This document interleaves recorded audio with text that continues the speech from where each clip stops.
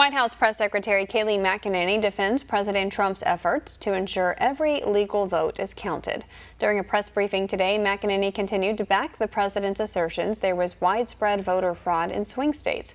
She cited the court cases currently being litigated and called on election officials to take extra steps to assure illegal votes are tossed.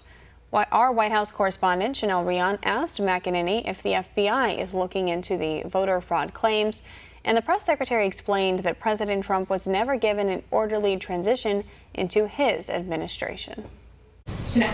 Thank you, Kayleigh. Contrary to the court of media opinion, there is real-time data showing vast irregularities in the voting system that we have watched over the last few weeks.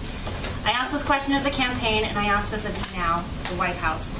Where is our FBI in this entire scheme? Are they looking at any of the evidence that this White House or the campaign have presented in terms of real-time data evidence of voter irregularity?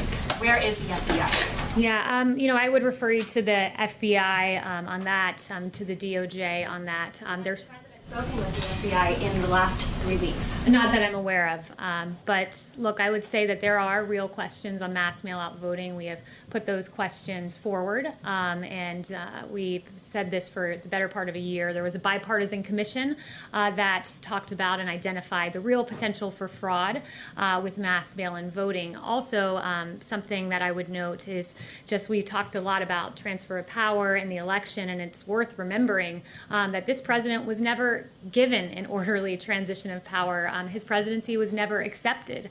In fact, before his election, we know Crossfire Hurricane was launched by Peter Strzok to pursue baseless allegations about the president's ties with Russia. That's before he was president, trying to subvert the will of the American people. We know in August, Peter Strzok wrote a text message about an insurance policy against a Trump presidency, once again trying to silence the voice of the American people. In 2016, we know in October that there was a FISA warrant taken out to spy on the Trump campaign. And then the American people spoke, and they spoke commandingly in electing President Trump despite all of the odds. And what happened after he was elected?